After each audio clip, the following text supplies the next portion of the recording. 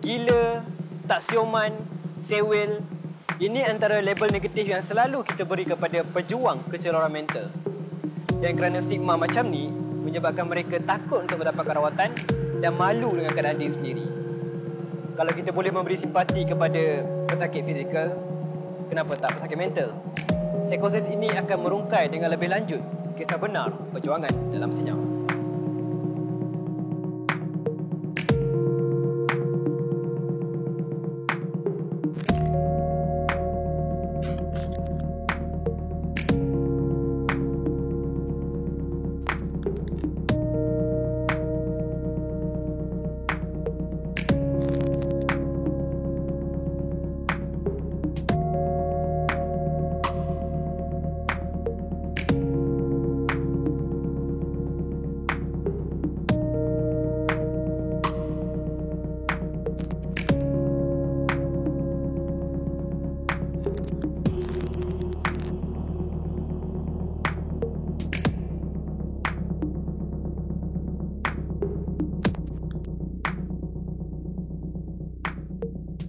Setiap manusia mempunyai hubungan sosial yang stabil dengan kawan-kawan, berpasangan, berkeluarga.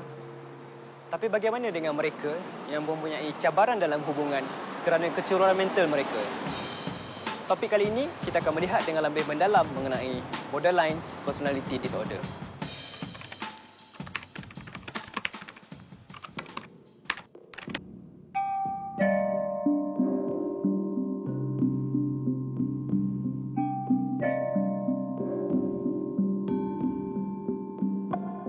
Bersama saya hari ini seorang pejuang borderline personality disorder iaitu Satya Bama atau lebih kenali sebagai Tia.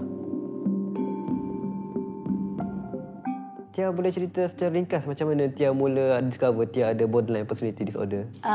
Pada tahun 2007 saya terlibat dalam satu kemalangan dan bila saya bangun di hospital after koma, baru saya perasan yang saya mengalami kemalangan yang teruk. Kemalangan ini berlaku semasa Tia balik dari UK selepas 6 tahun dan ingin menikmati makanan kegemaran Tia, which is asam laksa Penang. Asam laksa. So bila pergi ke Penang, I makan asam laksa puas-puas. Lepas tu halfway I feel very tired. Lepas tu I rasa macam nak tidur. Okay. So I told kawan saya, bila saya sampai Taiping, baru bangunkan saya nak tidur. Tapi masa saya bangun tu, dah dekat hospital.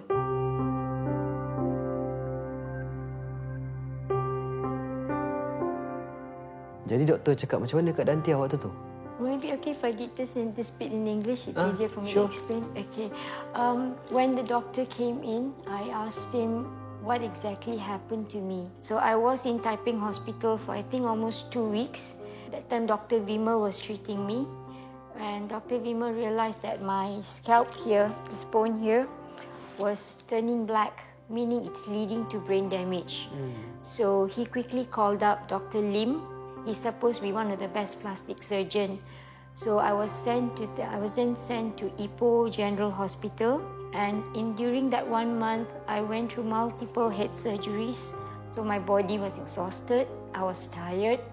The final 5th surgery, the doctor said no brain damage. So all my worries of going brain damage, of turning ugly or what, he took that away. But yes, my depression actually started when the final bandage was removed from my eye. And that made me feel very ugly. Because when the doctor removed the bandage and everything, and I saw my face in the mirror, I cried. I looked like a monster. I couldn't accept myself. Then I started hiding myself. I became very quiet. But the only one person who would make me alive was every time my daughter Bianca. So with my daughter being with me from 10 o'clock to 6 o'clock every day, that was my healing process then. I got a letter from UK, which was my divorce papers.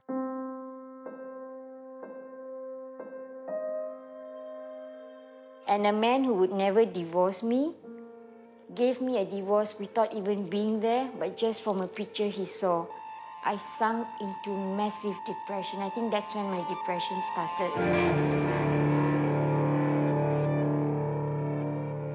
memahami dengan lebih lanjut mengenai borderline personality disorder. Kali ini bersama saya, pakar psikiatri daripada Hospital Kulim, Dr. Nadia. Sebenarnya bila kita bercakap berkenaan dengan borderline personality disorder ataupun BPD, bagi saya ianya satu topik yang agak sensitif bagi sesetengah orang. Sebabnya kalau kita perasan di media-media sosial, kita lebih suka untuk mensensasikan diagnosa ataupun diagnosis BPD ini. Maksudnya ia melibatkan cara seseorang itu bertindak dari segi emosi, dari segi kelakuan, dari segi percakapan, dari segi perasaan ataupun imej seseorang tersebut.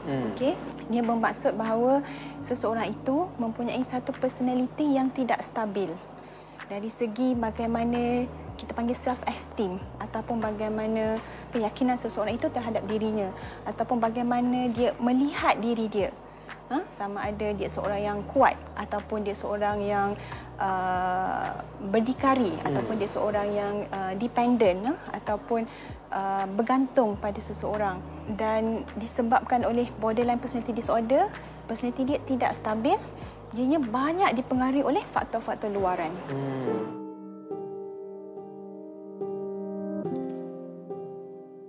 Kenapa selalu pesakit BPD selalu dikaitkan dengan mempunyai cabaran atau masalah dalam perhubungan? Okey. Tadi saya bagi definisi ringkas. Okey. Dan bila kita nak cakap pasal BPD, sebabnya ia satu diagnosis yang macam saya kata tadi disensasikan di media-media sosial. Dia ada banyak lagi simptom-simptom lain dan antaranya ialah bila dia dalam perhubungan, dia sama ada I really love you or I'm going to hate you. Saya cintakan awak, awaklah segala-galanya, ataupun saya bencikan awak bila ada sesuatu. Betul. Sebab tu kita kata dia tidak stabil. Dia terlalu ekstrim. Yes, personality dia tak stabil. Jadi bila personality tak stabil, dia nak berhubungan dengan orang lain pun menjadi satu perhubungan yang sangat tidak stabil, bergelora, sentiasa bergelora. Dan disebabkan itu dia selalu rasa kita panggil chronic emptiness ataupun perasaan kosong yang berpanjangan. Bila kita cuba melihat sejarah pesakit, kebanyakan mereka mengalami childhood yang trauma. Maksudnya dari segi kehidupan kanak-kanak dia, mereka mengalami pelbagai trauma ataupun episod-episod peristiwa yang memberi kesan kepada jiwa dan emosi mereka, dan ianya tidak pernah dirawat. Kadang-kadang ada juga mereka yang mengalami trauma dari segi seksual. Maksudnya mungkin mereka pernah dicabul ataupun dirogol. Itu pun menyebabkan mereka, antara risiko yang menyebabkan mereka mempunyai BPD.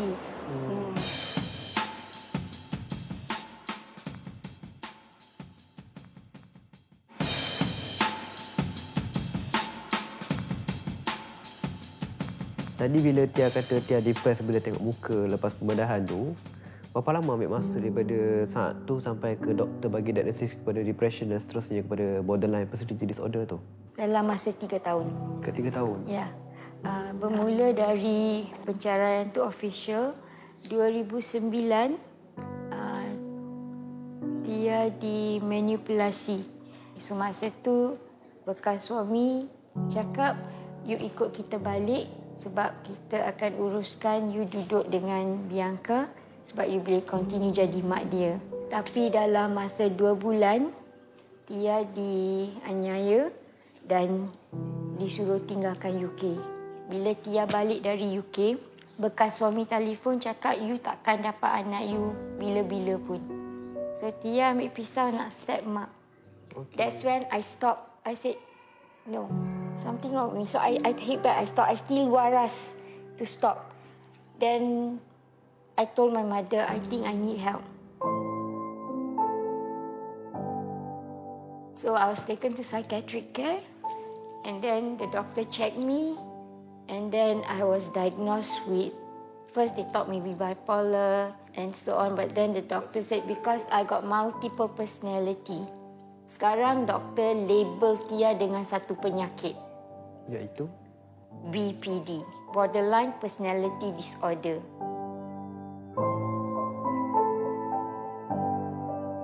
I was put with a condition. Okay. Yang saya ada borderline personality disorder. So of course, having smartphone, being in the era technology, I research, Google, what is that? Bila I tengok analysis from there and what I go through, I tak boleh padankan. But in the process of understanding my penyakit, I mula asingkan diri Tia sebab I feel kalau Tia rapat dengan orang, orang tu akan menjauhi diri dari Tia. Selalu kita dengar seseorang itu selalu tertukar antara BPD dengan bipolar disorder. Pendapat doktor lah sebagai pakar psikiatri kan. Macam mana boleh berlakunya salah faham antara BPD dengan bipolar ni? Adakah kerana ada persamaan simptom atau macam mana? Okay. Sebenarnya itu soalan yang sangat menarik dan sukar untuk saya jawab. Sebab kadang-kadang sebagai pakar ataupun doktor, kadang-kadang kami pun mengalami kesukaran. Walau bagaimanapun, keceraruan itu berlaku disebabkan oleh bila kita bercakap selalunya BPD dengan bipolar type 2 disorder. Disebabkan oleh bipolar type 2 tu pada kebanyakan masa pesakit akan sentiasa mengalami simptom-simptom kemurungan. Jadi borderline personality disorder pada kebanyakan masa juga mereka merasakan bahawa mereka hidup dalam kemurungan yang berpanjangan. Sama juga dengan bipolar disorder yang berpanjangan. Jadi di situ sebenarnya yang menyebabkan selalu mereka, adakah saya bipolar ataupun saya BPD. Walau bagaimanapun simptom-simptom lain tu yang akan menentukan sama ada dia mempunyai borderline personality disorder ataupun bipolar disorder. Dalam hal Tia, sebab dia sudah melalui banyak rawatan psikiatrik. So, of course, saya memang dah aware pasal BPD. Dan dia juga sangat proaktif lah. Dan dalam dia punya journey of recovery dia. Sebab dia buat dia punya art semua tu. So, art dia semua memang banyak membantu dia lah. Rakesh sebagai kawan dia, apa yang Rakesh buat yang Rakesh rasa sangat membantu untuk usaha kesembuhan dia? Yeah. Bila saya lihat Tia, saya sebenarnya sangat inspired dengan dia lah. Saya sangat menghormati dia, saya sangat memandang tinggi kat dia sebab dia memang proaktif. Okay. Tapi kadang-kadang Tia sebab masalah kesihatan dia dan juga status dia sebagai OKU, kadang-kadang dia mengharungi berbagai jenis diskriminasi. So, bila dia mengharungi semua diskriminasi itu, dia rasa sangat stres. So, dia akan meluahkan perasaan dia kat saya. So, saya macam beri sokongan secara emosi lah. Dan sebagai kawannya. Biasanya ambil berapa lama untuk seseorang itu akhirnya mendapat diagnosis BPD? Secara biasanya lah, bila kita cakap pasal personality kita biasanya kita sudah mencapai satu keadaan yang stabil apabila kita mencapai umur mungkin 18, 19, 21 tahun macam tu. Tapi bagi BPD selalunya itu adalah antara konflik-konflik. Kan, sebab kita nak membina hubungan dan sebagainya. Dan mungkin dengan rawatan ataupun tanpa rawatan 35 hingga 40 tahun apabila seseorang itu telah berusia 35 atau 40 tahun baru keadaan itu menjadi lebih stabil. Lama juga ambil masa. Memang lama. Tapi macam saya cakap, kalau dengan perawatan daripada awal, mungkin tak selama itu.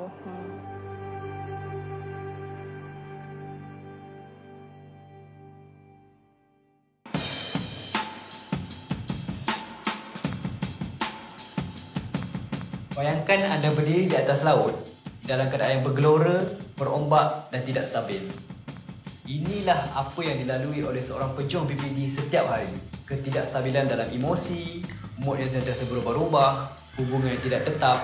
Mereka juga mempunyai perasaan takut ditinggalkan oleh kawan-kawan dan kenalan, juga rasa keseorangan yang melampau walaupun dikelilingi oleh ahli keluarga dan kawan-kawan. Akibatnya, mereka mempunyai tingkah laku yang merosakkan diri sendiri. Contohnya, penyalahgunaan dadah, alkohol, mencederakan diri sendiri atau lebih dahsyat lagi, bunuh diri. Jika anda terkesan dengan informasi ini atau mempunyai simptom-simptom yang disebutkan, dapatkan bantuan profesional di klinik kesihatan terdekat atau mana-mana badan yang merawat kecelaruan mental.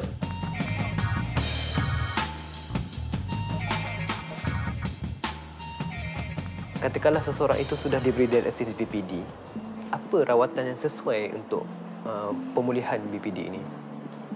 Rawatan terbaik ialah melalui psikoterapi ataupun spesifiknya kita sekarang ni ialah DBT, iaitu Dialectical Behaviour Therapy. Basically kalau kita nak kata apa itu DBT, dialectical itu sendiri bermaksud bahawa kita menolong untuk berhadapan dengan krisis pada masa tersebut. Jadi kita ajar teknik, kita ajar mereka macam mana untuk mengenali bahawa anda berada dalam krisis dan anda perlu stop krisis ini untuk berlaku. Kita akan empower our patient. Maksudnya ialah kita akan beritahu pada mereka bahawa anda boleh sebenarnya untuk mengawal krisis emosi ini atau krisis kognitif ini pada masa tersebut. Termasuklah perasaan negatif tadi itulah. Ya, betul. Tapi bukan senang. Oh, okey. Bukan senang. Tadi bila Tia kata Tia dah ada diberi diagnosis borderline personality disorder dan sebagainya itu, apa contoh rawatan yang doktor bagi pada Tia sebagai cara untuk merawat atau menyembuhkan diri? Pada mulanya Tia diberi Lexapro. Okey. After some time, doktor ubah Lexapro tu pada Risperidone because Tia mula berhalusinasi banyak. Okay, so Bila Tia berhalusinasi dan antara keadaan Tia makan ubat dengan tak makan ubat, ada beza tak? ada. Halusinasi tu memang hilang? Banyak. Oh. Bila saya makan ubat, Tia macam hilang diri Tia. Okay. Tapi bila I tak makan the ubat, I ada banyak-banyak daya kreativiti yang tak tahu datang dari mana. So I suka bila bila Tia dalam keadaan itu. Tapi I tahu I kena makan ubat. Because ubat tu akan buat Tia okey.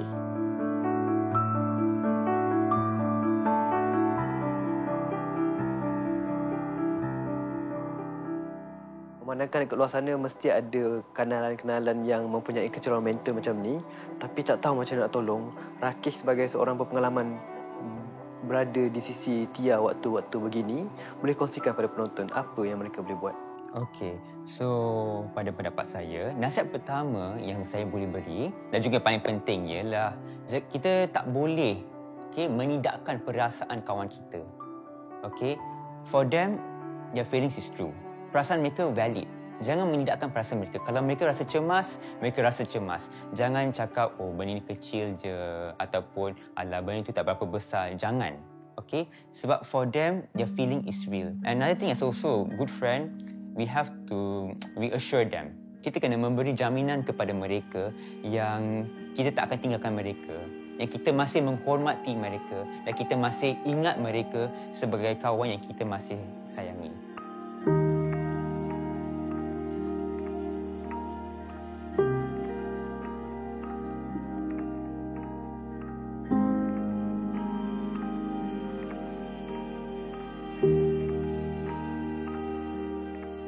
Pada 2012, Tia discover yang Tia ada kelebihan yang lain sikit. Tia start to Tia memang selalu berhalusinasi dan bermimpi, tapi mimpi tu saya tukar pada kertas dengan cat. Tia tafsirkan melalui lukisan. So dengan muzik dan dengan lukisan, Tia mula put my dreams on the paper. Yang first kali Tia lukis melalui hallucination. Kadang-kadang Tia juga rasa Tia sleepwalk dan Tia painting. Because bila Tia bangun pagi-pagi, Tia tengok painting dekat sana. Bila saya buat painting ni? Sebab saya tak sedar bila saya buat. So that's when Tia mula perasan yang mungkin Tia sleepwalking, jalan masa tidur dan melukis.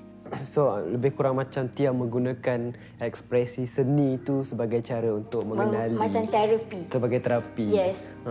Kepada para penonton yang sedang menonton rancangan kita hari ini, antara benda yang kita boleh belajar daripada Tia hari ini adalah untuk cari sesuatu yang kita minat, yang akan mengubah atau melarikan minda kita daripada tekanan perasaan tersebut.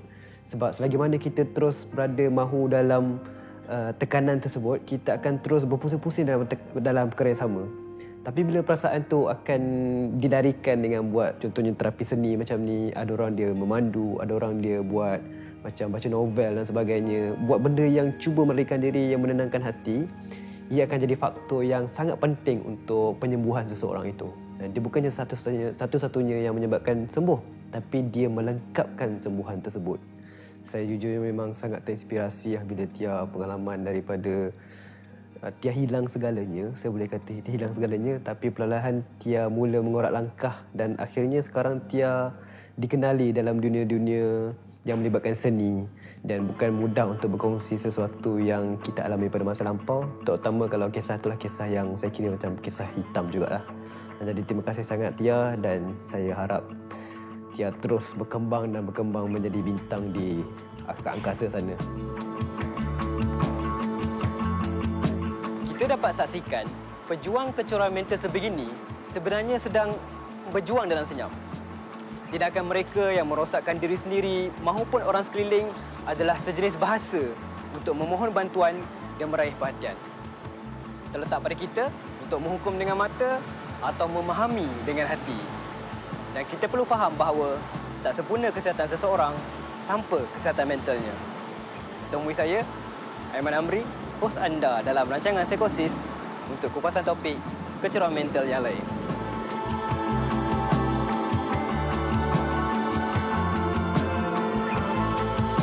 Kesehatan mental itu disebabkan suatu faktor, bisa juga suatu faktor dari ekonomi.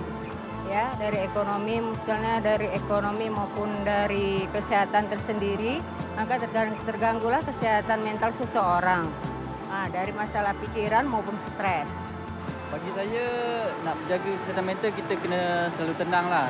Kunci yang pertama, kita kena tenang supaya kita dapat elak masalah mental ni lah. Bila kita ada bebanan masalah yang banyak, kita antara sebab lah penyakit mental ni. Saya pernah mengikuti satu kursus stres. Bagaimana kita nak mengalami ataupun nak menghindari daripada rasa stres. Kerana bagi saya rasanya stres inilah yang menyebabkan penyakit mental dan sebagainya.